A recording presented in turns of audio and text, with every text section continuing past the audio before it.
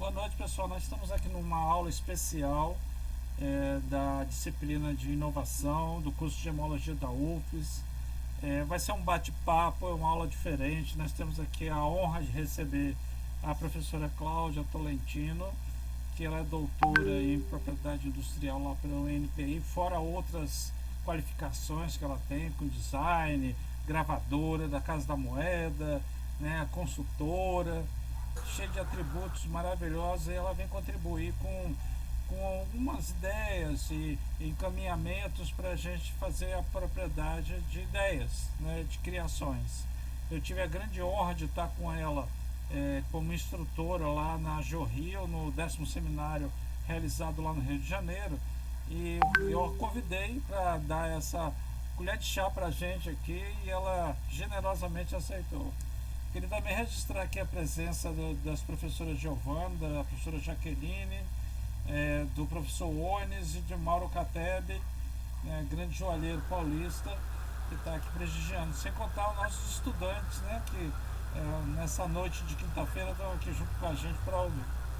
Então, Cláudia, fique à vontade, faça a sua apresentação. Obviamente que quem quiser pode fazer qualquer tipo de pergunta, qualquer tipo de colocação. Os estudantes também da disciplina que tiverem o projeto deles já para apresentar, quiser conversar também para ver onde se encaixa, a gente pode fazer isso com uma tranquilidade. Cláudia, muito obrigado, seja bem-vinda, a noite é sua. Boa noite, professor Marcos. Eu que agradeço a todos vocês, né? Agradeço muito pelo convite. Eu gosto muito de falar, principalmente para os estudantes, né? Eu saí de uma escola de arte, da Escola de Belas Artes da UFRJ, e eu só fui conhecer a possibilidade de proteção das criações quando eu entrei para o INPI, em 2002. Então, eu acho que essa matéria ela tem que estar mesmo na graduação, se possível antes, né, para que a gente compreenda a importância da proteção, né, principalmente para o profissional, para a economia brasileira, né, para que a gente não se perca tudo aquilo que se cria no país da gente. Então, hoje eu vou falar de uma forma geral, um pouquinho mais específico sobre desenho industrial, que é onde eu venho trabalhando nos últimos 10, 11 anos. Eu considero uma proteção muito interessante, mas que parece que as pessoas não compreendem muito bem. Tá bom? Podemos começar. Bem, um pequeno sumário, né? Eu trago o que é a propriedade intelectual, né? E faço um organograma para explicar mais ou menos como é que ela funciona. Trato primeiro de direito do autor, porque eu percebo que a área de criação, principalmente a área de moda, né, acaba procurando mais o direito do autor e as demais proteções da propriedade industrial. E depois eu separo a propriedade industrial em alguns, não todos, mas em algumas naturezas de proteção. Vamos lá. Propriedade intelectual é um conjunto de leis que protege as criações intelectuais. Protege também os autores, principalmente, garantindo um direito de exploração comercial das criações deles por determinado tempo. É uma espécie de recompensa que as leis, que o Brasil, né, porque a proteção é territorial, que o Brasil concede àqueles que conseguem dar um passo à frente, dar um passo à frente do desenvolvimento cultural, do desenvolvimento industrial. As pessoas falam muito em desenvolvimento industrial, eu digo desenvolvimento cultural. E quando a gente consegue dar um passo, a gente soma em conhecimento, né? E é para essas pessoas que somam em conhecimento que a proteção é destinada. Vamos lá? Um momentinho. Uhum.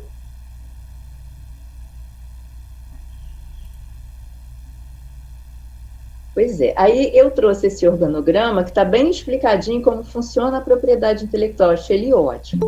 Tá? Direito do autor, propriedade industrial e umas proteções específicas, como trade dress, cultivar, aí tem topografia de circuito, né? Conhecimento tradicional, é o tal da indicação geográfica que eu estava conversando com você, tá? Mas nós vamos nos fixar hoje em direito do autor e a propriedade industrial, principalmente marca, patente, desenho industrial E o modelo de utilidade, que não está aí, mas aqui, de modo geral, as pessoas leem como patente, tá? É patente de modelo de utilidade. Como o desenho industrial também já foi, né? Hoje ela se tornou uma proteção separada, cria uma certa confusão. Não deixa de ser uma patente, porque exige o mesmo grau de inovação da patente propriamente dita. Vamos continuar? Bom, direito do autor. É importante a gente fazer essa divisão, tá? É um direito oferecida ao criador, ao autor, sobre uma obra que ele fez, uma obra. Ele é destinado à pessoa física e concede direito moral e patrimonial. A propriedade industrial é destinada à pessoa física ou à pessoa jurídica. Por quê? Porque o autor desenvolve um projeto, não tem condições financeiras de colocar esse projeto no mercado, ele tem o direito de ceder o direito patrimonial, o direito de produção da criação dele. Por quê? Porque o direito moral ele não cede nunca, é inalienável. Tanto que quando você deposita, por exemplo, um desenho industrial ou mesmo uma patente no INPI, eles perguntam quem é o inventor, quem é o autor. Tem que dar todos os dados, a não ser que o próprio autor peça para ficar em segredo, mas os dados têm que estar lá, porque o direito moral é inalienável. Podemos continuar. Claro, propriedade industrial, como o próprio nome diz, é destinada à indústria. Aí vem uma outra confusão que acontece, mas vamos continuar.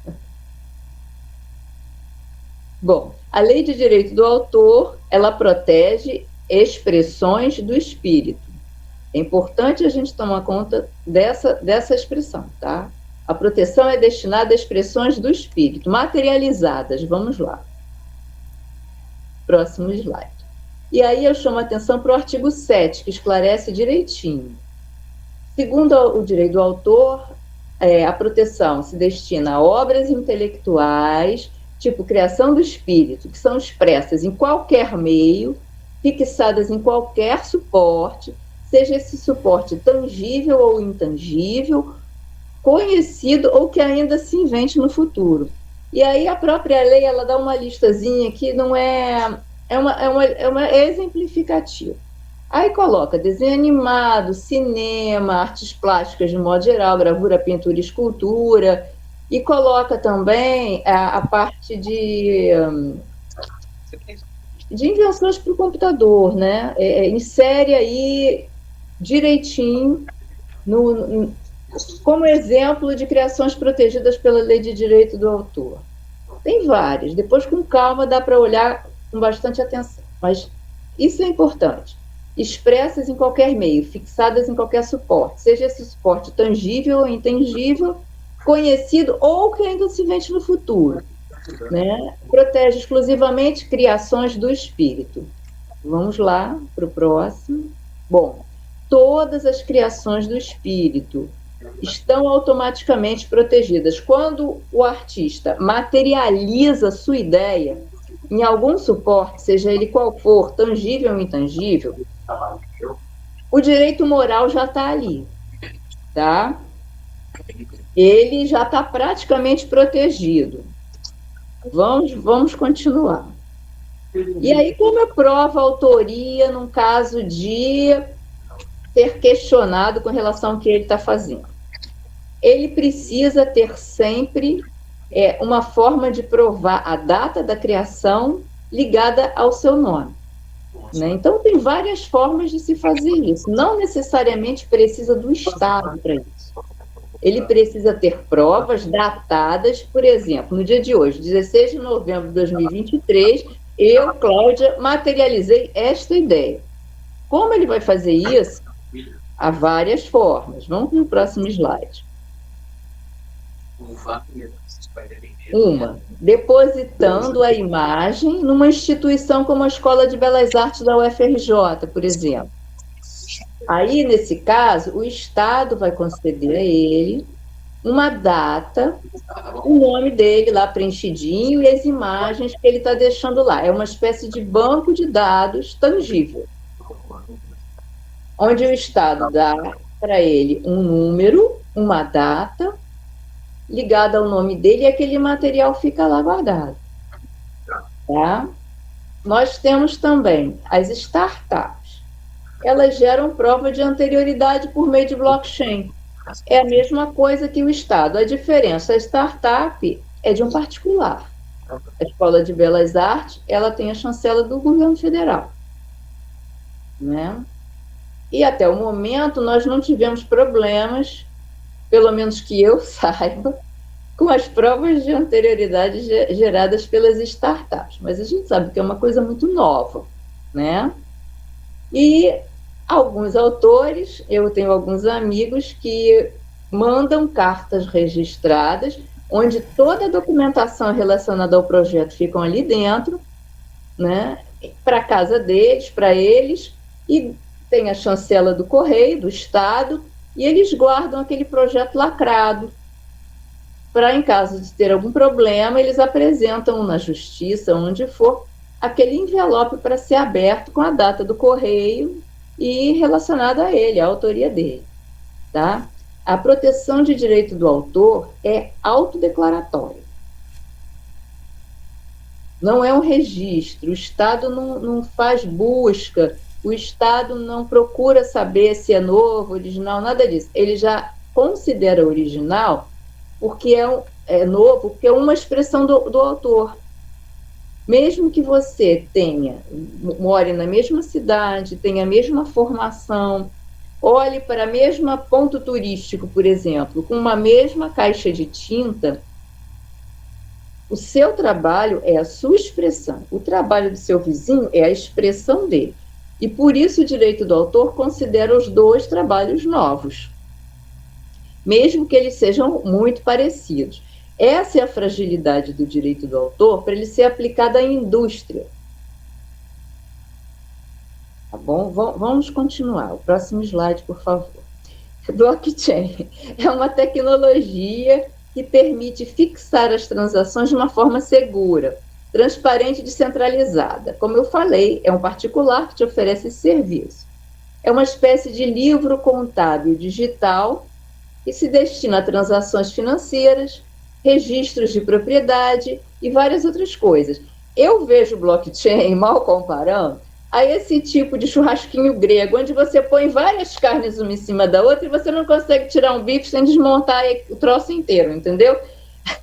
É mais ou menos isso que eles oferecem, só que de forma virtual. Desde o dia que eu comecei a ver isso, eu falei, gente, isso aí é churrasco grego. Virtual. A ideia é boa, mas será que vai funcionar por muito tempo? Bom, o futuro dirá, né? E vamos continuar. Bom, a proteção não depende de registro, viu? É autodeclaratória, é o que eu já falei, né? Protege a criação de cópias protege a criação de cópias não autorizadas. Cópia daquilo que você ligou, data e nome, e um carimbo oficial ou um carimbo particular. Cópia daquilo, né? Como esses colarizinhos. Eu fiz o vermelho. Se alguém aparecer com um branco e com um azul, eu ainda tenho a possibilidade de impedir essa reprodução, tá? Ela protege a reprodução, a duplicação e o uso desautorizado dessa criação. Só, né? Ela não impede a circulação e a venda de objetos semelhantes que se confundem com a obra autoral.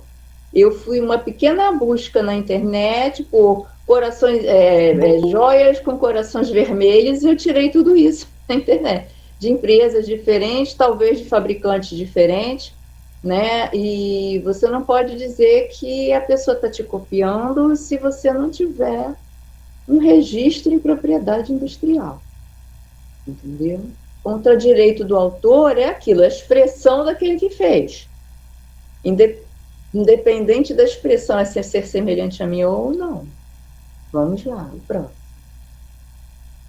Bom, a proteção é muito longa, ela se estende por até 70 anos após a morte do autor, e eu acho que é por isso que se torna atrativo, de modo geral, porque a pessoa acha que está protegida até 70 anos após a sua morte, né? Mas ela só protege de reprodução, de cópia idêntica, ou então do uso comercial da sua obra sem a sua autorização. Não impede a convivência de expressões semelhantes. Ok? Agora, a propriedade industrial. Protege criações destinadas à indústria. O nome já diz, está aí certinho, né? Vamos lá. A propriedade industrial, que eu trouxe para nós basicamente, é a patente, que antigamente era patente, modelo de utilidade e desenho industrial, e hoje, modelo de utilidade e patente, elas estão mais próximas e o desenho industrial foi destacado. Mas isso é interessante, né? Por quê? Porque o que é, ali na frente eu vou falar, são 3 características específicas que podem estar no mesmo projeto. Tá? A lei de propriedade industrial, ela separou as características de um projeto.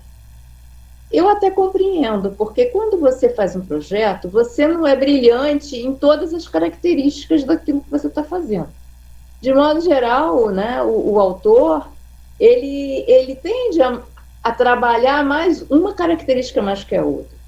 Né? Ou ele é mais técnico, ou ele é mais tecnológico, ou ele é mais artista mesmo e vai trabalhar a imagem do produto. Então, a lei, eu acho que ela é bem interessante nesse aspecto, porque ela separou. Isso não significa que um projeto ele tenha qualidades disruptivas diferentes, não possa obter as 2 proteções, desde que se cumpra as normativas para obter essa proteção. Por exemplo, eu fiz uma alteração bastante relevante no fechamento de uma joia. Não vi isso antes, até hoje. Né? E eu fiz uma joia autoral, expressiva, que também não está disponível no mercado. Então, eu dou uma olhada na lei e peço as 2 proteções. Uma para o meu fecho e uma para a aparência externa da minha joia. Né? O mais importante é não divulgue o trabalho antes de proteger. Existe exceção? Sim, acadêmica. Eu vou apresentar um projeto final. Eu tenho 6 meses para chegar no INPI, depois da apresentação do meu projeto, da minha divulgação, para proteger. Passou desse prazo, a lei considera estado da técnica. Divulgado e não protegido. Entendeu? A exceção mais ligada à academia é essa, é o inciso 1º. O inciso 2º é um erro do INPI, uma divulgação por erro do INPI, o estado da técnica está suspenso, e a outra é uma pessoa que não está de boa fé, tomar conhecimento do seu produto e chegar no INPI e você divulgou, por exemplo, na academia. Levou 5 meses para chegar no INPI e alguém chegou antes de você porque estava na tua divulgação e se apropriou da sua ideia. Essa pessoa também vai ter o registro suspenso se você comprovar que aquela criação é sua e que você divulgou naquele dia. É só você dizer, ó, divulguei nesse dia num encontro acadêmico. E aí suspende o estado da técnica e você faz seu registro. Vamos para o próximo. Opa! Eu não falei na marca anteriormente, porque patente modelo de utilidade DI tem uma relação direta com o projeto e com a criação autoral. A marca não exige criação, tá? Segundo o artigo 122, a marca é um sinal distintivo, diferente, visualmente perceptível. O Brasil só protege sinais visuais. Tem países que protegem música, que protegem cor exclusivamente, que protegem aroma, mas o Brasil só o sinal visual, tá? E tem uma lista de proibições legais nesse artigo 124. São questões do Estado, sinais particulares, sinais de uso comum, por exemplo. E a marca ela só protege no nicho mercadológico que você vai atuar com um sinal. Por exemplo, só protege no segmento, digamos, de moda, estendido à moda. É joia, estendido à moda, perfume e roupa. Um carro, por exemplo, pode ser uma marca idêntica que não vai ter problema, porque não confunde a mercadoria. Quem vai comprar uma joia não se confunde com um carro, não leva um carro por confusão. Né? Então, a marca protege naquele segmento de mercado. Não exige criação, mas a gente sabe que há marcas que são desenvolvidas por autores. tá? Mas é uma outra situação. A marca identifica o produto, restringe o produto ali, aquele segmento mercadológico. Ela é utilizada para produtos, serviços, basicamente, tá? É uma proteção que se estende infinitamente. A cada 10 anos, se você quiser continuar com a marca, você vai lá e paga uma taxa e mantém o registro. Muitos tentam registrar as coisas mais absurdas por marcas. Eu tenho feito exame de marca tridimensional e por causa dessa proteção infinita. Né? Mas tem características específicas, o artigo 124 restringe bastante, né? E nem tudo pode ser protegido como marca. Vamos lá. Eu fiz uma busca no Busca Web do INPI, que fica aberta a todo mundo, né, pela palavra joia, se eu não me engano, na classe específica para joias, e tem um grande número de marcas com essa palavra, 400 e poucas, não é? Eu percebi que o número de depósitos, né, de joias do segmento é maior em marcas. Só que a marca, ela é um sinal comercial, ponto. É como o consumidor te procura, como as outras empresas te conhecem, por aquele sinalzinho, né? Não necessariamente pelos produtos. Então, os produtos serão consumidos, né? E caso as pessoas se agradem desses produtos, esse sinal vai ser o ponto de retorno daquele consumidor. Vamos para o próximo. Eu peguei, quando a gente clica no número do processo, a gente abre a marquinha e diz tudo direitinho. É uma marca de texto, basicamente, ela é chamada mista, mas não tem desenho. É basicamente o texto, né? Aí dá o nome da empresa, dá tudo direitinho, e você consegue ver no resto da folha, aqui ia ficar muito pequeno, eu não trouxe, eu fiz só um recorte no cabeçalho. A data de depósito, os documentos apresentados, isso está aberto para todo mundo pode ir lá olhar. Uma coisa que eu sempre falo, toda vez que você começa um projeto, dá uma olhada no banco de dados do INPI, naquele segmento de mercado, para você conhecer o estado da técnica, o que já tem depositado no INPI, não necessariamente concedido, muita coisa é indeferida, entra no estado da técnica, mas você consegue saber, é um bom banco de dados para você ter uma ideia do que existe no mercado para você se diferenciar, não ser o mais do mesmo, ser diferente. Vamos lá, a próxima. Patente, aí vai lá para o artigo 8 da lei, né? É patenteável a invenção. Ela atende ao requisito de novidade, atividade inventiva e aplicação industrial. A invenção é uma ideia aplicada a um problema técnico ou é no campo da tecnologia. A patente é para questões técnicas, efeitos técnicos e também processos destinados à indústria. Eu desenvolvi um processo diferenciado para produzir alguma coisa. Esse processo não existe, você desconhece, você fez um detalhe que vai melhorar determinada forma de produzir, e isso é patenteável. É uma invenção. E ela é válida, vigora, de modo geral, por um prazo de 20 anos da data do depósito. É um prazo curto. Ah, por que tão curto? É promover o desenvolvimento tecnológico.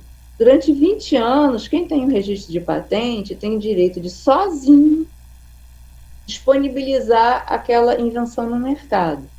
Depois de 20 anos, a patente cai e outras pessoas vão poder usar também. A diferença é que o INPI, ele publica, ele te dá essa proteção por 20 anos, mas ele torna público. Poxa, mas ele divulga? Divulga. Por quê? Para dar oportunidade da academia, de outros pesquisadores, de outras empresas, continuarem a desenvolver a tecnologia de outra forma, entendeu? É uma forma de estimular o desenvolvimento do conhecimento. Sendo que aquela forma né? Aquele efeito técnico, aquela tecnologia que você inventou, você tem direito a trabalhar com ela sozinha por 20 anos, quando você obtém o registro. Próximo. Eu fiz uma busca também por joias em patente, e aí eu vi que tinham 35 processos destinados especificamente a joias, com essa palavra, talvez na ementa, né? Um lapidador, polidor de gemas, que eu achei muito interessante, foi logo o primeiro, né? E tem uma garra de segurança e métodos, tá vendo? Os métodos, os processos de fabricação, eles também são protegidos por patente. Então, vamos para o próximo. Aí eu trouxe um documentozinho, também o cabeçalho da lapidadora, tem um resumo. O documento de patente ele é mais complexo, precisa de uma descrição um pouco mais detalhada do que você efetivamente desenvolveu além dos outros, né? É um documento maior, é necessário que se escreva onde é que está o seu pulo do gato, digamos assim. Mas tem que saber escrever para não divulgar o pulo do gato com tanta transparência assim. Existem especialistas na escrita das patentes, né? Para fazer a coisa correta, dentro das normas do INPI, sem ultrapassar o limite que o inventor queira que seja ultrapassado. Vamos para o próximo. O modelo de utilidade também é considerado uma espécie de patente, mas ele protege melhorias em objetos de uso prático, ou em partes de objetos, como seria o caso do fechinho da joia. Eu vou melhorar, eu vou aprimorar, eu vou fazer uma coisa diferente do que tem no mercado, eu vou implementar algum tipo de sistema de segurança. Vai aí como modelo de utilidade a proteção. É uma melhoria funcional, seja no uso, seja na fabricação da peça, tá? A proteção é um pouco menor, é de 15 anos, da data também do depósito. E tem ali, tem um expositor, tem estojos, são coisas para bem mais funcionais, digamos assim, né? São melhorias funcionais e não tecnológicas. Né? E aí eu trouxe um exemplo do estojo, do primeiro que estava lá, né? Ele está registrado no NPI, tem o desenho, explica onde são os detalhes implementados e tudo. Esse seria o famoso modelo de utilidade. Bom, e o desenho industrial? O desenho industrial, eu gosto sempre de fazer uma diferenciação entre a palavra design, a expressão desenho industrial e a proteção denominada desenho industrial. É uma confusão completa nos depositantes, tá? O design, segundo a World Design Organization, é um processo estratégico de solução de problemas que visa melhorar a qualidade de vida. O desenho industrial é uma atividade projetual destinada à indústria, faz alterações de forma, função e tecnologia. Ela é uma das possibilidades do design, mas não é o design. O design é muito mais amplo. A palavra design ela começou a ser usada no final dos anos 60, início dos anos 70, e ela ampliou o campo de atuação do que antigamente, até os anos 60, era considerado desenho industrial. Né? A possibilidade do desenhista, antigamente desenhista industrial, atuar em várias situações, inclusive em cidades. Eu tenho um amigo, Gabriel, que está dando aula em Portugal, Gabriel Patrocínio, e ele tinha numa turma um prefeito que a intenção dele era aplicar as ferramentas de design thinking para melhorar a cidade. Né? Então, o design é uma coisa muito mais ampla. E a proteção denominada desenho industrial? Ela está totalmente tipificada no artigo 95, que é esse que eu coloquei para vocês. Né? A lei considera desenho industrial a forma plástica ornamental de um objeto ou o conjunto ornamental de linhas e cores que possa ser aplicado em um produto, proporcionando a esse produto um resultado visual novo e original na sua face externa, e, obviamente, como é destinado à indústria, que possa servir de tipo para a fabricação industrial. Esse é o destino da proteção. Vamos passar. E aí eu venho falando um pouco mais sobre esses conceitos que estão no 95. Bom, a lei protege tridimensionais, formas plásticas, são formas moldáveis, né? E ornamentais de objetos. E bidimensionais, conjuntos ornamentais de linhas e cores aplicadas em produtos. São desenhos, né? O que antigamente era considerado modelo industrial e desenho industrial. Um modelo destinado à fabricação e um desenho para ser aplicado nos produtos. Bom, e os requisitos? Tem que ser novo, nunca visto antes no mundo inteiro, original, não pode se confundir com nada do que existe no mundo, e servir de tipo, obviamente, para fabricação industrial, ou seja, ser um modelo, um protótipo para reprodução industrial. Para vocês terem uma ideia, esses requisitos, eles se aproximam muito de patente, porque exige muito da criação para ser protegida por desenho industrial. O próximo, por favor. Bidimensionais e tridimensionais, destinados, por exemplo, ao segmento de joias. O próximo. Ornamentalidade. Esta é a característica protegida por desenho industrial, tá? É a ornamentalidade do projeto desenvolvido pelo designer, tá? O ornamental está escrito, eu pego do dicionário porque não tem erro.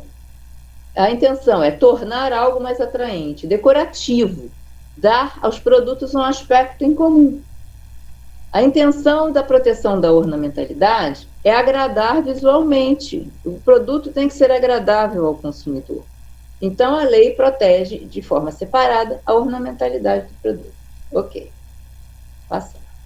Essa ideia da cosmética industrial, ela vem dos Estados Unidos, do pós-guerra, quando as indústrias pararam de fazer proteção, pararam de produzir, né, artefatos de guerra e passaram a se destinar à população civil, né? O governo ficou muito preocupado, né, porque o consumo não fazia jus à potência das indústrias que estavam trabalhando para a guerra, e eles transformaram a cosmética industrial numa política de Estado.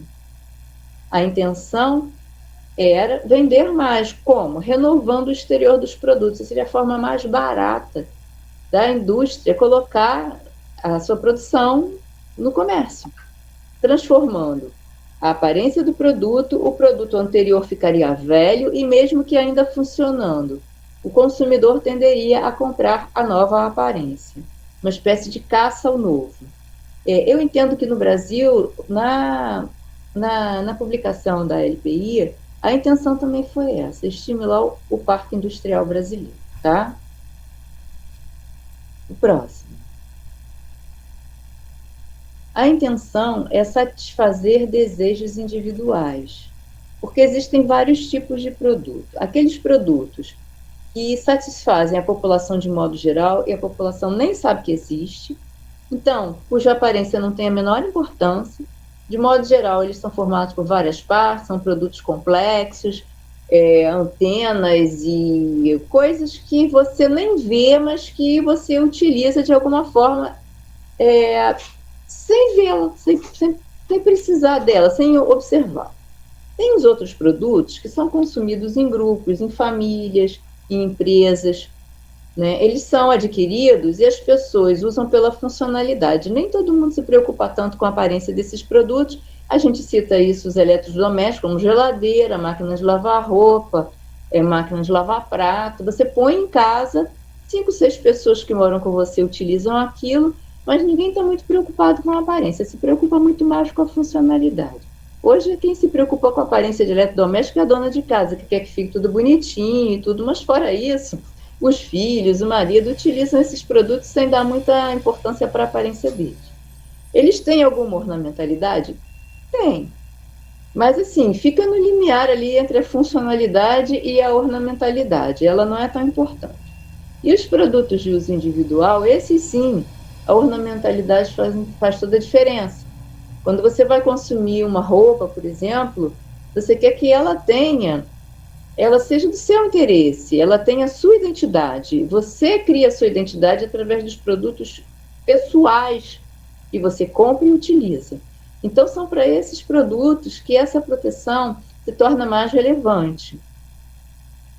São produtos de uso individual, os que mais necessitam da ornamentalidade para circular. Vamos lá? Então, como proteger o desenho industrial? A forma mais fácil é siga o manual. Mas, de qualquer forma, vamos lá. Ele está disponível no site do INPI, é fácil, é cheio de desenho, e diz, faça assim, faça assado, faça assim, faça assado, é a melhor forma. O manual de marcas também é excelente, eu considero até muito melhor do que o de desenho industrial, e também ajuda muito. O próximo. Bom, é um depósito pela internet, você faz um cadastro, né, e tem uma tabelazinha de retribuição, cujo valor do serviço é bastante irrisório. Eu trouxe um pedacinho da tabela para o pedido, né? Quando você tira o registro, você paga mais uma diferença, mas também não é absurda. Aí você emite a guia, com esse número da guia de pagamento, você vai lá, peticiona tudo e fica com recibinho, tá? É rápido, é o microempreendedor individual, a pessoa física, a EPP, 60% de desconto, viu, no depósito. O próximo.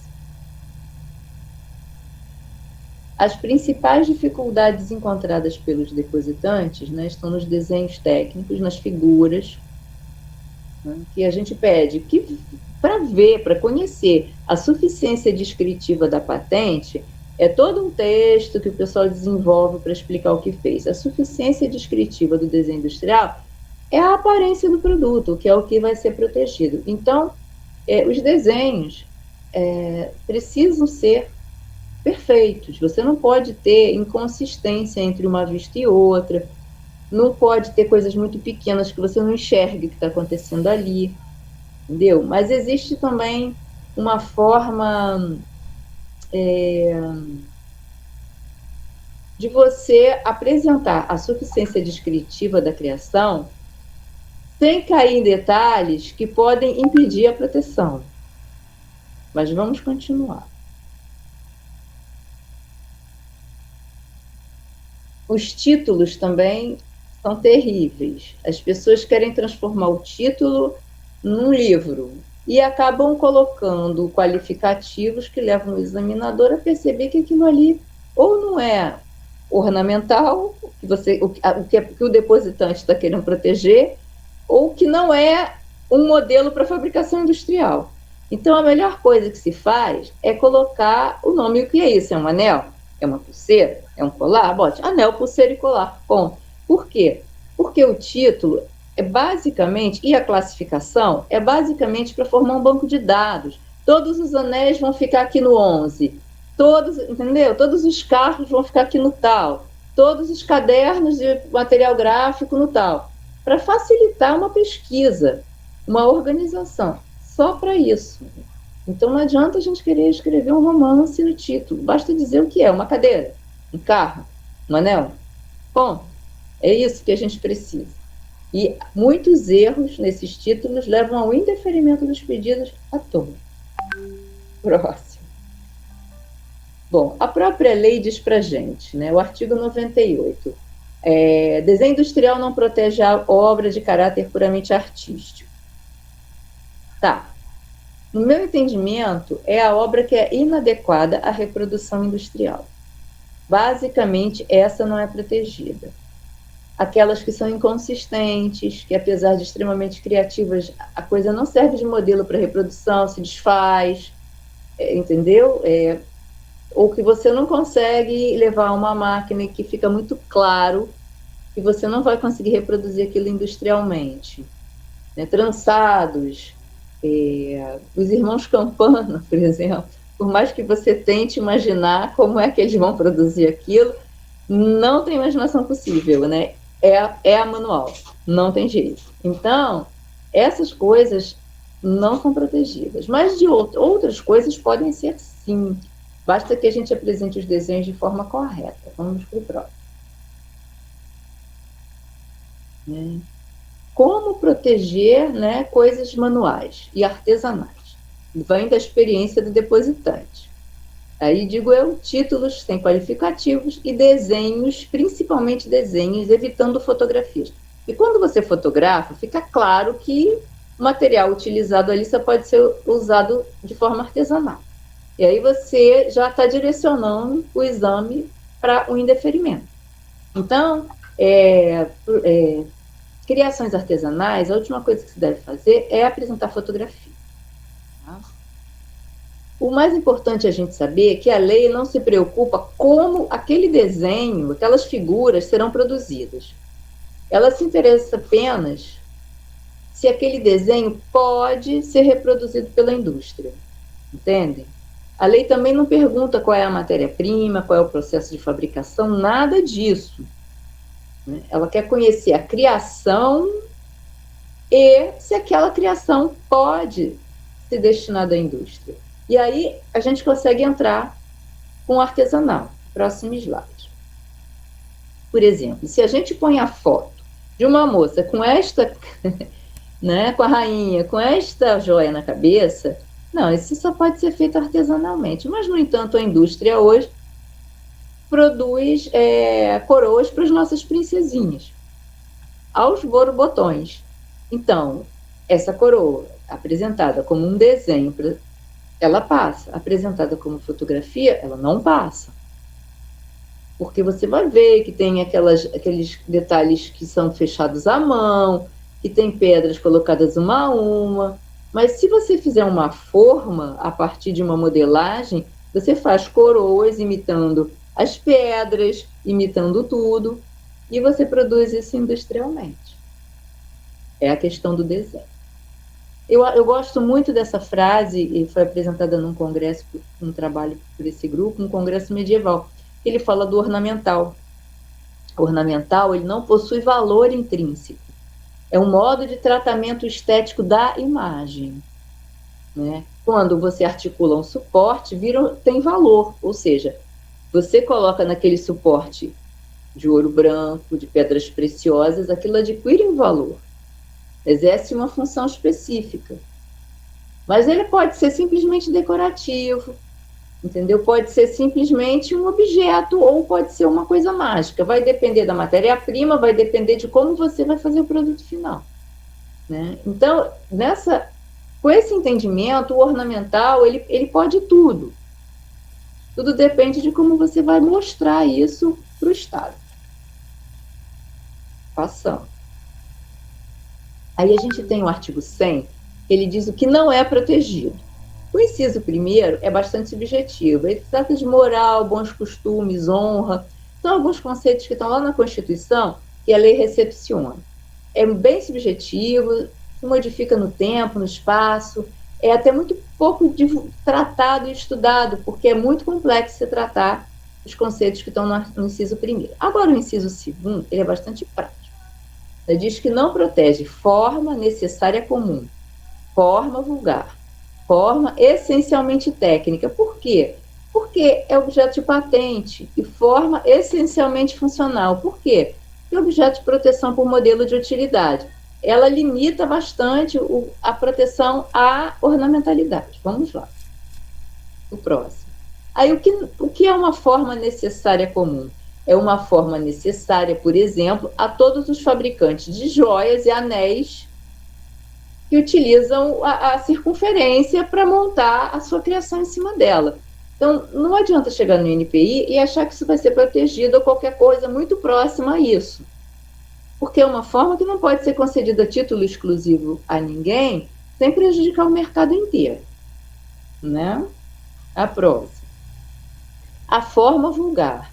Essa forma de corrente, ela existe há séculos. Você pode desenvolver outras diferentes que não vão ser consideradas vulgares. A forma vulgar é a disponível ao vulgo, disponível à população, conhecida da população, sem originalidade, que é requisito de proteção lá no 95. Não é original, não se diferencia do que o que a população tem. Então, essa forma ela não é registrável, não se distingue das outras, dos demais. Né? É conhecida. Tudo bem, pode passar. Né? E a forma é essencialmente técnica. Por exemplo, a lapidação é um efeito técnico. Então, por mais que você coloque pedrinhas lapidadas, assim, apresentar uma lapidação para proteção não vai conseguir, vai ser indeferido pelo SEM. Por quê? Porque é um efeito técnico aplicado numa gema. Não é ornamental, essencialmente ornamental. Ele até é ornamental, mas ele é mais fruto de um efeito técnico, de uma aplicação técnica. É o essencialmente do artigo 100. Essencialmente efeito técnico. Né? Tem uma ornamentalidade? Tem, mas outras pessoas podem usar e aplicar essas pedras em outros lugares. Então, se é um efeito técnico bastante diferenciado, disruptivo e inovador, é um processo para patentear, e não para proteger por modelo, por desenho industrial. Vamos lá. E a forma essencialmente funcional. E aí a gente vai lá, quando a gente cria alguma coisa muito fora do convencional, né, a gente resolve alguns problemas dos fechos tradicionais, e a gente nunca viu alguém resolver o problema daquela forma, a gente vai e protege por modelo de utilidade. O próximo. Bom, o 100 nega a proteção a objetos conhecidos, não ornamentais, reforça que a proteção é destinada para atos criativos ornamentais, autorais e destinados à indústria. Bem, a indústria joalheira, eu comecei a dar uma lida, né, e ela é uma indústria de crescimento rápido, né, que trabalha basicamente com a inovação, com a novidade, principalmente a ornamental, a aparência, a estética dos produtos, né? E a demanda por joia tem crescido e a diferenciação se faz necessária. O próximo.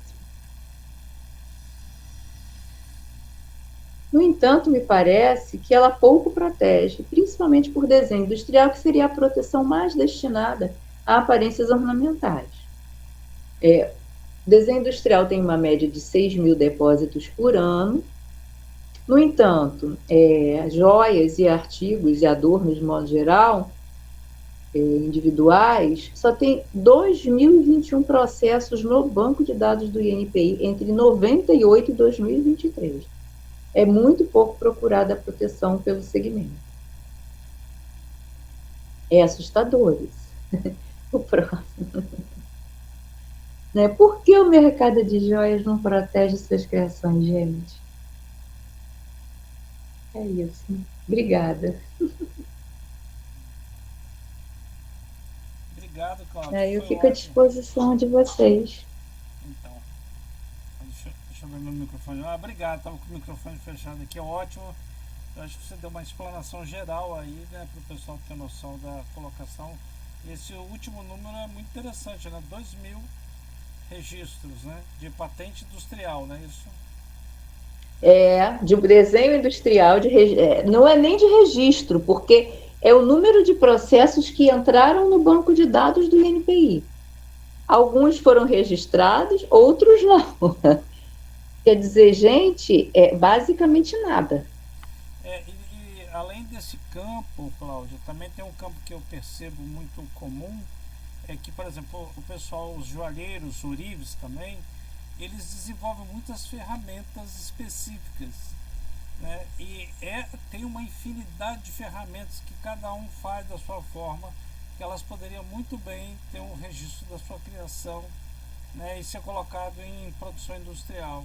Então eu estou colocando isso porque não só especificamente no objeto joia, mas todos os instrumentos, equipamentos, processos do sistema produtivo, eles têm um campo muito aberto aí para se poder... Enorme, enorme. Seria talvez modelo de utilidade, em alguns casos até patente. Quando eu trabalhei na Casa da Moeda, nós tínhamos um rapaz que trabalhava, se eu não me engano, no departamento de moedas, no Demon. Ele era um rapaz muito simples, mas ele já estava lá há 30, 40 anos. E ele resolvia todos os problemas das máquinas que nós tínhamos, não tão novas muitas vezes, desenvolvendo peças, desenvolvendo. Gente, eu acredito que ele ainda esteja vivo, uma pessoa genial. E ele fazia em casa também. Ele resolvia problemas domésticos desenvolvendo produtos. E aí, quando o INPI descobriu isso, o INPI começou a ajudá-lo, o INPI não, a Casa da Moeda, a patentear as invenções de chão de fábrica. E ele tinha várias patentes. A Casa da Moeda ia com ele lá, o advogado ia com ele para registrar as coisas que ele fazia. Né? Então, o Brasil, nós não temos grandes indústrias, são micro, pequenas, médias, mas, gente, os operários são fabulosos. Né? Quanta coisa a gente perde porque a gente não tem o costume de proteger, as pessoas acham que não é importante o que elas fazem. E é muito importante, na maior parte das vezes. Legal. É isso aí. Então, pessoal, gostaria de abrir aí quem tiver que fazer alguma pergunta, uma colocação, né, apresentar alguma coisa, podemos aproveitar. Certo? Fiquem à vontade. Alguém? Porque normalmente as pessoas ficam intimidadas, sabe? Que está gravando. É um tema pouco discutido, é muito pouco. Eu adoro falar porque é um tema pouco discutido. Eu gosto. A Jaqueline levou a mão. Pode falar, professor. Fique à vontade. Oi, Cláudia, tudo bom? Estão me ouvindo? Tô sim, Jaqueline. Não, te dar os parabéns aí ao professor Spinacé, né, pela iniciativa. Eu também fiz doutorado no INPI, me formei em 2020. Você também que é contemporânea. Eu fui de 2017. Não, eu terminei em dezembro de 2020 também. Eu terminei em março, antes da pandemia, logo na semana também fiz o doutorado lá do professor Sérgio Paulino. A sua orientadora Patrícia é muito minha amiga. Né? E hoje eu estou aula junto com o Sérgio lá da disciplina de Inovação e Desenvolvimento e IPI no Agro. Que delícia! E aí, por acaso, né, eu sou professora aí junto com o professor Spinacé no curso de Gemologia. E a minha área de economia, porque eu sou economista de formação. E uma coisa que você falou no início da sua fala, que para mim é muito importante, que aí reforça uma coisa que eu estou colocando há muito tempo para o departamento, para os colegas e para os alunos no geral, é a questão da importância de se estudar propriedade intelectual em todos os setores, né? Não só na joalheria, mas em todos os setores. E o quanto que isso vem agregar até a questão de valor para os produtos de uma forma generalizada. Então, quando a gente fala de inovação é uma coisa e propriedade intelectual é outra. Né? Então, acho que isso é bem importante que se deixe claro, mas que a importância desse estudo da propriedade intelectual nas suas mais variadas formas, né, isso se ajusta muito bem. Então, eu gostei muito da sua fala no início para mostrar para as pessoas o quanto é importante esse tema, o quanto é importante se estudar, se procurar as informações corretas, né, para que a gente apresente e divulgue também essa cultura do que a gente está chamando de cultura da API. Porque a API ela pode ser usada nos mais diversos setores, e aí tem a questão aí da joalheria, que inclusive é um setor até pouco estudado, né? Nesse sentido, assim, eu gostei muito dessa fala, é mais uma para poder chamar a atenção aí para os alunos da possibilidade de abertura de estudos. E fica essa pergunta aí que você deixou no final, né? Para uma reflexão. Por que se protege? Aliás, a gente tem um aluno aqui que está assistindo a palestra. Ele estuda desenho industrial na joalheria, e aí exatamente é uma forma, né, da gente, é um projeto de pesquisa, e é importante mesmo que se pense, né, no final, por que se protege de forma generalizada, né? O brasileiro ele protege pouco, mas por que ele protege? Não protege, né? O que está faltando aí nessa nessa caminhada, essa busca por essa proteção. Eu acho que essa pergunta também é significativa e fica aí para todos pensarem, que eu acho que a gente não, até sinceramente, eu acho que você não deve dar a resposta. Para que, né, professor Marcos, não sei se você concorda comigo, mas fica aí um desafio para que os estudos sejam feitos, que ela praticamente ela já disse que não é feita a proteção, porque quando ela pergunta por que não é protegido, ela já disse que se protege pouco, então por que não se protege? Né? Então fica aí uma dica, né, que, com a pergunta da Cláudia. Mas... eu acho que é uma confusão muito grande com relação ao direito do autor e a propriedade industrial. Sim. A pessoa acha, é mais fácil. Eu tenho amigos que eu fico desesperada. Né? Eu, amigo de faculdade, o Gilson Martins, que é super famoso, desenvolve a imagem do Rio de Janeiro em artigos pessoais, bolsas, colares. O Gilson, direito do autor, eu falei, Gilson, pelo amor de Deus, ele parece que ganhou a primeira ação de direito do autor no comércio. Houve uma grande loja que copiou vários produtos dele e começou a vender na loja. Os funcionários dele passaram pela loja, olharam e viram as bolsas dele penduradas ali. E ele ficou desesperado, sem saber o que fazer. Né? O DJ da boate que ele frequenta era advogado e resolveu defender a causa. O DJ da... e graças a Deus ele ganhou, entendeu? E aí agora eu vivo correndo atrás dele. Faz alguma coisa, menina. Ele está entre a arte e a indústria, ele tem uma fábrica, ele produz bolsas, as bolsas são lindas, todas com pegadas autorais.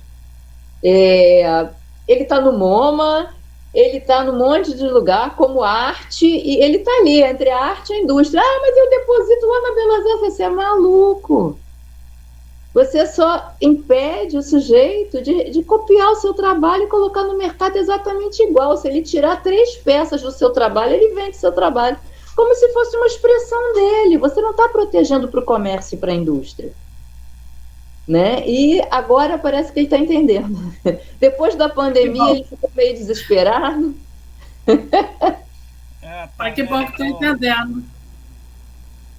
Daí a importância de se estudar os conceitos para não se fazer confusão com patente, com marca, com desenho industrial, né, com direitos de autor, que são coisas completamente diferentes, com funções completamente diferentes. Mas isso aí, tem outro colega aí, vou deixar os alunos agora participar.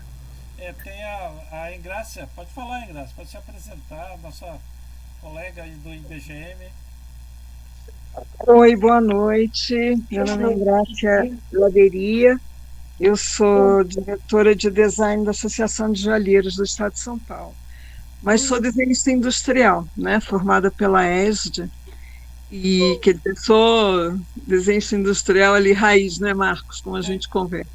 Projetista de produto, eu sempre falo, seu projetista de produto, a gente não tem, né? Eu só não dá muito valor, mas é importante a gente dizer. É verdade.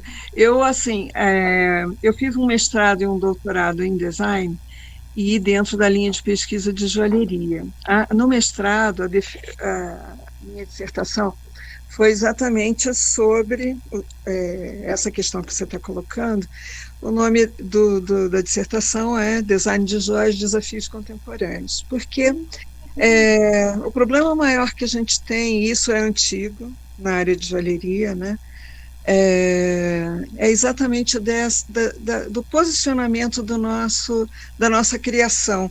As pessoas estão muito acostumadas a falar em design como um todo. É uma palavra que acaba sendo meio ingrata, né, porque ela permite muita coisa.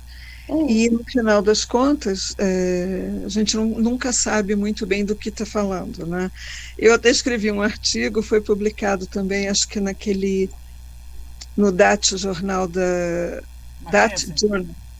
da IMB, né? Acho que foi lá, que eu escrevi exatamente isso, design de joias, afinal, do que estamos falando.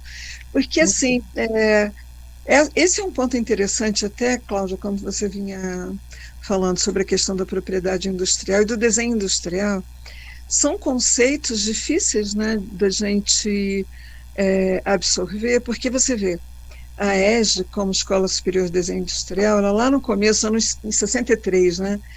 Ela começa com esse nome em função de que, naquela época, o Ministério não aceitava o nome de design para um curso de uma universidade estadual, né?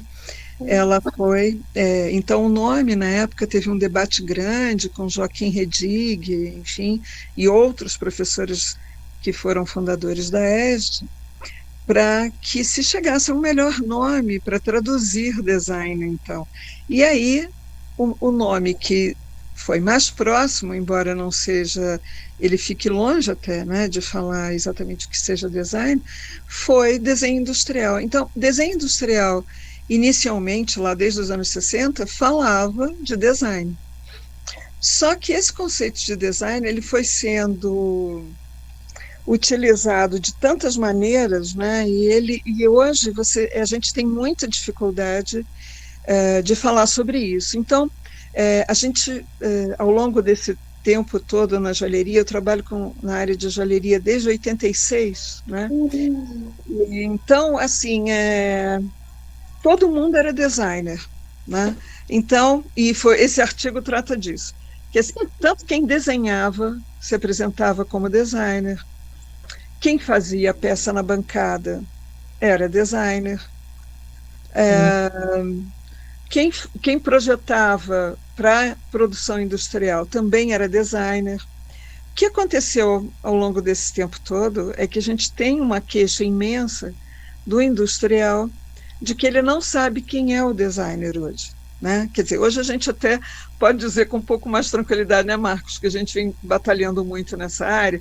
Talvez hoje ele já saiba um pouco mais. A gente conseguiu fazer uma norma de representação gráfica na ABNT, né? Então a gente já fala um pouco melhor de projeto, né? Fiquei um pouco confusa quando a gente vê que tem toda uma organização legal, né, para falar de desenho industrial como uma coisa, e aí fala da questão ornamental, e aí isso me assusta um pouco, né? Se o INPI fala que desenho industrial trata da questão ornamental, está tão longe do que é o desenho industrial. Não, né? Não é. Eu tinha até explicado isso no princípio. É a lei, tá? 1990. Ela separou o projeto, né? O projeto, desenho industrial como atividade projetiva. Ela separa em 3 tipos de característica do projeto: o tecnológico, o funcional e o ornamental. São 3 características que podem estar presentes no mesmo projeto, né? Por que a lei separa? Eu entendo que é por causa do styling. Foi numa tentativa de promover a venda, né? A estimular a indústria, porque ela pode trabalhar só o ornamento, já que a pesquisa e o desenvolvimento de produto é uma coisa muito mais cara, e a indústria nacional não é uma indústria tão capacitada para isso. A gente sabe que as pesquisas são da banca de universidade e não da indústria, né? Então é uma forma da indústria sobreviver. Ela vendeu uma identidade para as pessoas, né? Vender novas aparências. É uma discussão dentro do desenho industrial, do design, é uma discussão ruim, mas é uma política de Estado, porque ele não tem só que apoiar o design, ele tem que apoiar a indústria também. Se ele disser para a indústria que ele, para registrar, ele vai ter que ser feliz na tecnologia, na funcionalidade, na aparência do produto, vai fechar a porta, entendeu? Então, eu acho que a leitura de quem desenvolveu a lei de propriedade industrial foi favorecer os 3 campos separadamente. Nada impede que o seu projeto seja tão bom e você consiga tirar elementos para as 3 proteções. Entendeu? Eu desenvolvi um método de produção fantástico para colocar isso no mercado. Ótimo. Protege seu método por patente. Eu desenvolvi uma funcionalidade tal, que fica seguro, não sei o quê, o meu fecho, papapá. Então, você pega o fecho e protege ele por um modelo de utilidade. A aparência do meu produto totalmente disruptiva, aí eu consigo a proteção. Quanto maior o número de proteções, mais inovador é o seu trabalho. porque você conseguiu dar um passo à frente nas 3 características dentro do seu projeto, né? Nas possíveis características de um projeto. Né? A lei não foi má, eu não considero a lei ultrapassada, eu considero que foi uma política de Estado. Né? O styling na verdade, foi uma das vertentes do que foi o design, né? Lá atrás. Né? Então, como você falou, os Estados Unidos é que adotou essa linha de pensamento do design, né? E são as maiores indústrias do planeta, né? E que era uma coisa que a gente sempre conversou muito, né? E até Marcos também, a gente já conversou bastante, né? Que o design nunca se tratou apenas da forma, né? Ele nunca foi uma questão de se tratar apenas a forma, porque ele como você falou hoje, eu tenho design de cidade, tem design de serviço, né? É muito mais uma maneira de pensar o produto, né? Uma maneira de pensar a vida, de dar soluções para melhorar a qualidade de vida das pessoas. Soluções mil. Há uns anos atrás eu estava dando uma olhada em Design Thinking e aí tinha um pessoal na África calçando as tribos que andavam no calor, descalço, fissura nos pés, sei que. Gente, eles estavam calçando as pessoas com garrafa de PET. Que é uma solução, né? Uma solução para melhorar a qualidade de vida deles. Sem dúvida. Agora, dentro da joalheria, a gente tem essa questão da joia autoral, né? que é uma das nossas maiores discussões. E aí ela tem que ser protegida, então, como uma obra de autor, né? De arte. Né? Mais ou menos, porque é o que eu falei lá, o artesanal consegue proteção por desenho industrial, você tem que saber pedir. Entendeu? É uma proteção muito mais forte, porque você impede o idêntico, você impede qualquer um que se aproxime de você e possa vir a se confundir com o seu produto. Mas aí, como tem a característica da produção manual e de ser peça única, por exemplo? Pergunta se é peça única. Entendi. Mas nem o processo não entra nisso? Não, a lei não pergunta qual o processo. Não.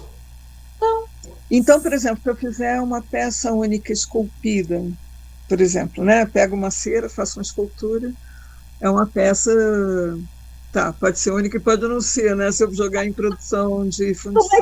Qual vai ser a sua produção de ok, é a sua escolha. Sim. Mas se você quiser jogar na indústria, você pode? Faz uma forma e vai de PVC, vai de plástico, vai de tudo. Cerâmica, vai de vidro, pegar outro exemplo, né? Meu marido costumava fazer muito isso, de pegar pedras com uma lapidação diferente. A gente teve uma época pedras com lapidação a laser, foi muito curioso. Era um pessoal...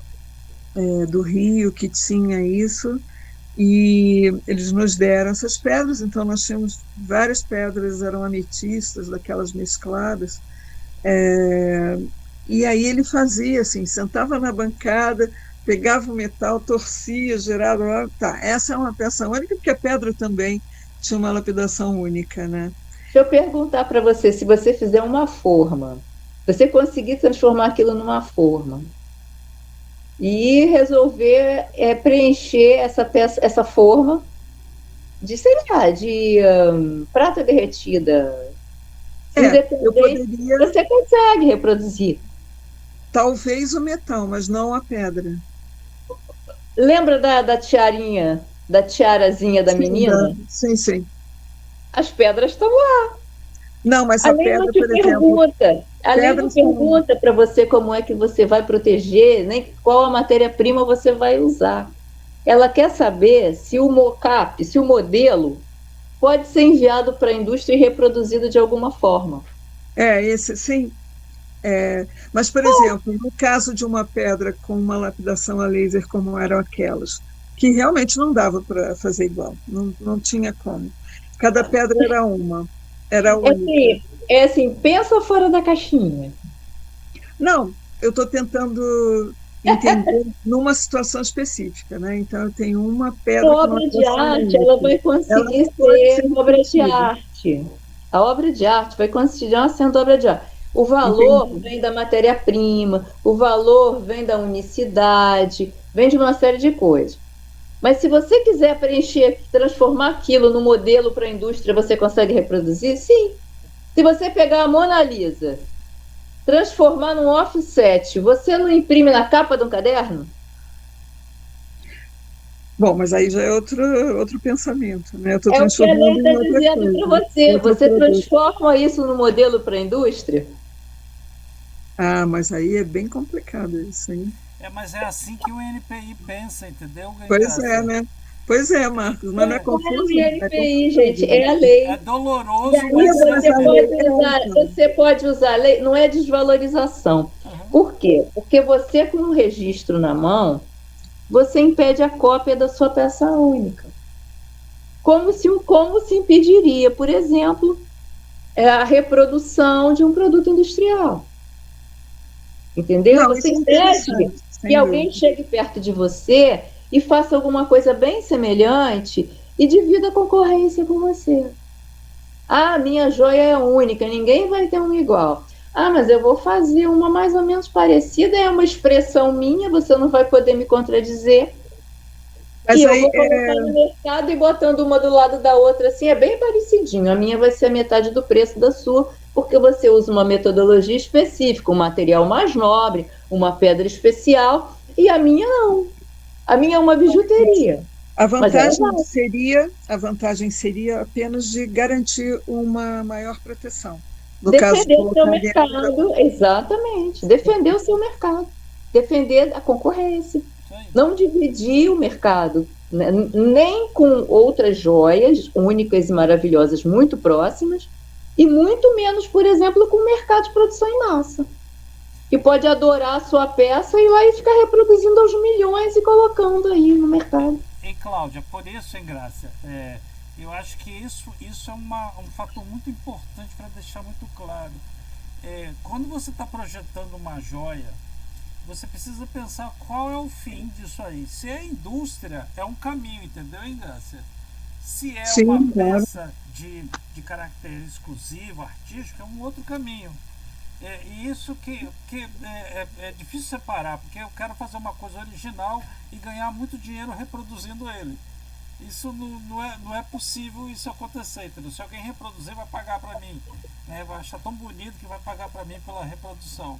Mas a pessoa pode fazer uma modificação numa peça artística lá e Esse é um ponto, né? Qual é a modificação, qual seria o limite dessa modificação? Isso é uma coisa que a gente tem discutido muito, Olha, da né? Porque propriedade industrial, o limite é extenso, tá? A gente tem o artigo 187, deixa eu pegar aqui, porque eu ando com a LPI no bolso, meu livro de cabeceira, que ele diz o seguinte para nós, quer ver? É um crime contra o desenho industrial. Fabricar sem autorização do titular do registro um produto que incorpore o seu registro ou uma imitação substancial que possa induzir o consumidor a erro ou a confusão com o produto registrado. Então, a proteção para a indústria ela é muito mais forte do que a proteção de direito autoral, que é só o sujeito dizer assim, não, mas eu me expressei assim porque eu quis, entendeu? E você quis, eu tenho até acho que está no meu livro, que foi a minha tese, né, que eu peguei um trabalho de um amigo meu, Paulo Campinho, que estava à venda, é uma pintura, ele é pintor, ele mora em Petrópolis, que estava à venda num site de arte. Do lado dele tinha uma pintura exatamente igual a dele. E ninguém pode dizer que foi cópia, que é a expressão do autor.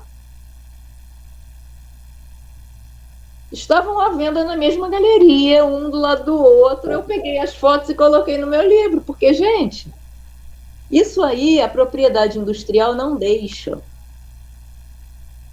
Agora, o direito do autor não se opõe. a princípio o autor faz uma peça única, né? A indústria necessariamente não. Não, o autor faz peça única, é uma expressão. Vem dali das suas experiências, do seu gosto, até do material que ele tem para trabalhar. E faz aquela representação. Se uma outra pessoa for representar a mesma matéria, ela pode fazer de forma totalmente diferente, ou algo muito parecido. Mas, de qualquer forma, é a materialização de duas expressões de dois autores diferentes. Eu fico imaginando na fotografia, né? Como deve ser complicado. Que alguém fotografa um prédio de um determinado ponto, no determinado horário, o outro pode fazer exatamente igual. Né? E ele não se pode dizer que uma é cópia da outra, né? Não, não. Esse é o direito do autor. Inclusive, a fotografia é protegida por direito do autor. Entende isso? Mas aí pelo direito do autor, mas não pelo direito, pela propriedade industrial. Aí você não poderia? A não ser que você pegue a foto e coloque da seguinte forma: padrão ornamental, assim, ou desenho aplicado à camiseta. Você não pode aplicar a Mona Lisa industrialmente? Então vai. Mas aí ela vira outro produto, é outra coisa, né? Exatamente, entendeu? Entendi. Ela não deixa de ser Mona Lisa, não deixa de perder o valor enquanto obra única, peça pictórica, papapá, mas ela está ali estampando camiseta. Sem dúvida. É interessante, é uma visão interessante disso. Muito obrigada, Cláudia. Na realidade, a proteção é ligada com a indústria, não com o design. Entendeu? Exatamente. Então, a lei ela foi preparada para, como ela falou, política de Estado, estimula a indústria, estimula ao desenvolvimento. Então, a premissa é essa, não é o processo criativo do design, todos os processos e tudo mais. Aí é um outro campo de discussão. É a proteção do produto em si, né? Isso, é proteção industrial. É por isso que lá no princípio eu botei três itenzinhos quando eu falei de desenho industrial, que eu falei design, desenho industrial e a proteção do desenho industrial. São três coisas diferentes. A proteção, tá, é uma das características do projeto do desenho industrial. E projetar, né, é uma das possibilidades do design, mas não são todas. É como se uma estivesse dentro da outra e indo diminuindo, entendeu?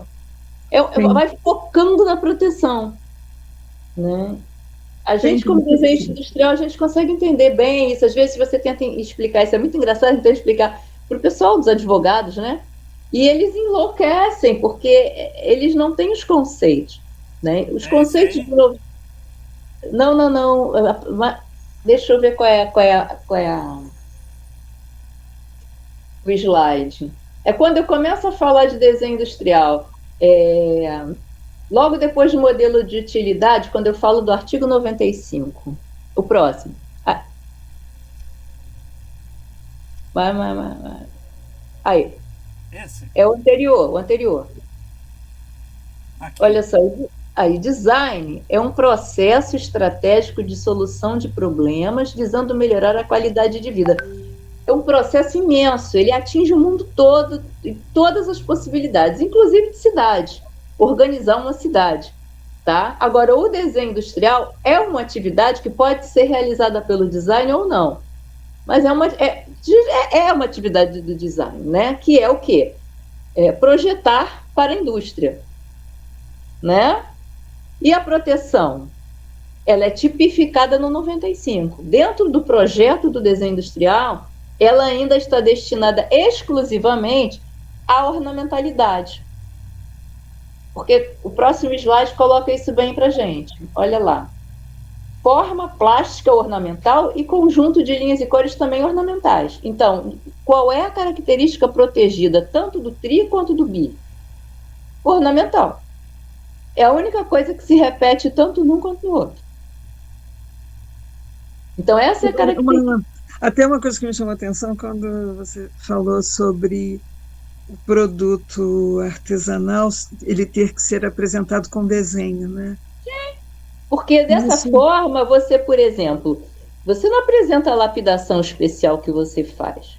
Você apresenta o exterior, o desenho que você criou daquela forma como um todo. É diferente de tudo que está no mercado, não se confunde com nada do que está no mercado. Aquele desenho é disruptivo? Ok. Agora, quando você começa a separar, botar as pedrinhas, as lapidações, não sei o quê, aí o examinador vai olhar e fala assim, olha, não dá para fazer isso na indústria. Cláudia, deixa eu ver. Jaqueline, você está querendo falar? Né? Se não dá para fazer na indústria, não dá para proteger. Entendi. Entendeu? Não, é que, curiosamente, na joalheria, justamente as pessoas que fazem essa joalheria artesanal, mais de arte, são as que menos fazem desenho. Então, é uma forma complicada de fazer essa apresentação, né? De fato, eles não fazem. Não tem, né, Marcos, pelo que a gente tem visto. A boa apresentação para depósito de proteção, ela tem que ser realizada, eu sei disso, tem que ser realizada por um desenhista técnico. Por quê? Porque ele não vai errar nada. A suficiência descritiva do projeto é a figura. Ela tem que estar muito bem desenhadinha e com os pulos do gato para você transformar aquilo num modelo industrial para você conseguir obter a proteção.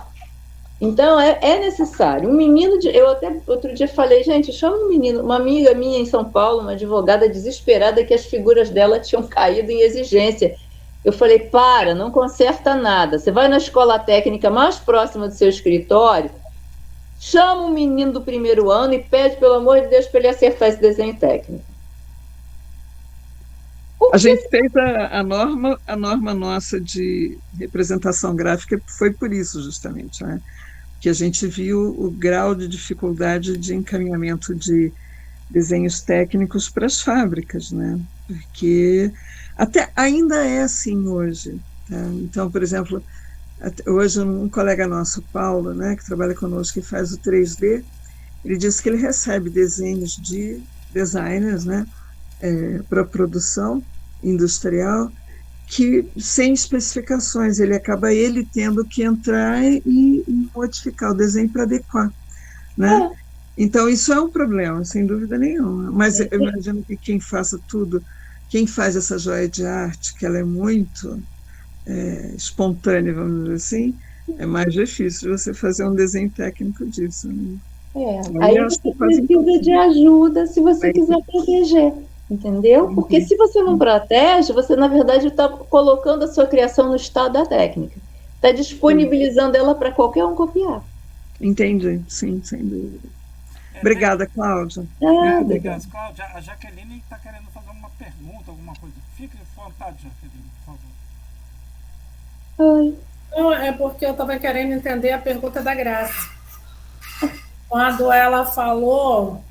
Porque aí eu discordaria da resposta da Cláudia. Quando ela falou lá em relação à pedra, né? Porque a gente tem chamado, que eu também aprendi que a gente chama gema, agora não é mais pedra. Mas, enfim, eu também falo pedrinha, Graça, eu ainda falo. Mas quando você falou da peça com o mineral junto, lapidado, eu não entendi muito bem a pergunta, talvez eu tenha entendido errado, mas você... Não, é que ali naquele caso específico, nós tínhamos... Marcos, olha lá a nossa discussão de pedra e gema, hein? A gente acabou de sair de uma discussão de glossário muito forte sobre esses temas.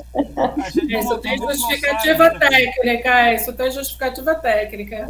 Justificativa técnica. Aquelas pedras, aquelas gemas naquele momento, elas não tinham valor de mercado, porque hoje tem, porque entrou na moda você trabalhar com essas ametistas, aquelas mescladas, né, da ponta do cristal bruto, né, que não são as ametistas, a gema da ametista, que é o centro do mineral, que é a que tem maior valor. A gente aqui aprendendo com os gemólogos, né, aqui só tem gemólogo, né, podem me corrigir, por favor.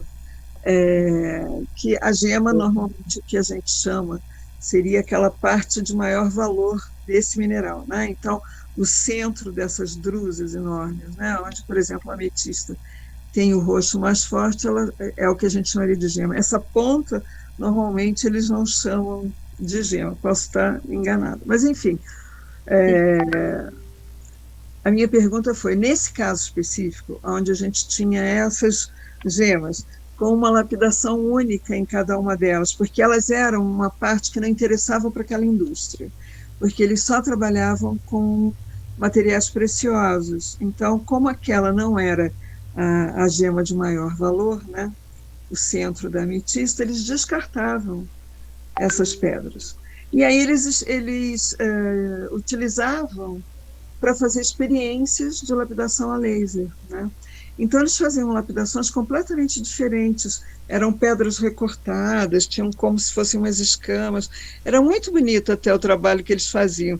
E na hora que nós estávamos indo embora, já, porque a gente foi para conhecer o trabalho deles com as ametistas.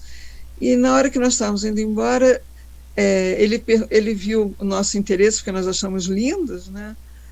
Aí ele falou assim, vocês gostaram? Para mim não tem valor. Aí pegou um saquinho de papel pardo, cheio delas, e nos deu. Então, ali cada uma tinha uma lapidação diferente, um corte diferente, nenhuma delas tinha nenhum tipo de lapidação padrão, convencional, tradicional, nada.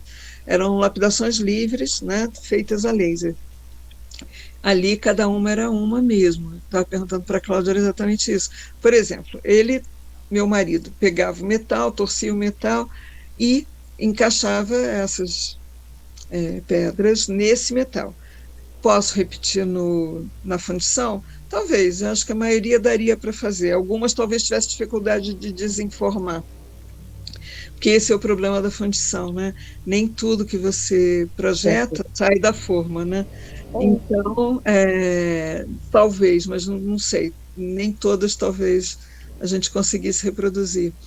Mas as pedras, aí, de fato, elas eram únicas, né? Essas daí, cada uma saía de um jeito, porque eram experiências ali da lapidação. Então, seria muito difícil repetir aquilo do mesmo jeito e com as mesmas cores, enfim. Aí foi essa a minha pergunta para a Cláudia. Não, como pedra, realmente não vai para a indústria, entendeu? Mas é aquela história da Mona Lisa. Se você consegue transformar aquilo numa grande forma, até a lapidação pode ser preenchida com algum material, plástico colorido, por exemplo. Entendeu? Seria outra coisa, exatamente. Hoje em dia, você consegue reproduzir aquela forma industrialmente. Não seria a mesma coisa, né? Seria a mesma forma. Não teria o mesmo valor, porque daí vai a matéria-prima específica, a quantidade de cópias, a dificuldade de se obter aquilo naquele grau, naquela qualidade, é única. Mas a lei não está te perguntando isso.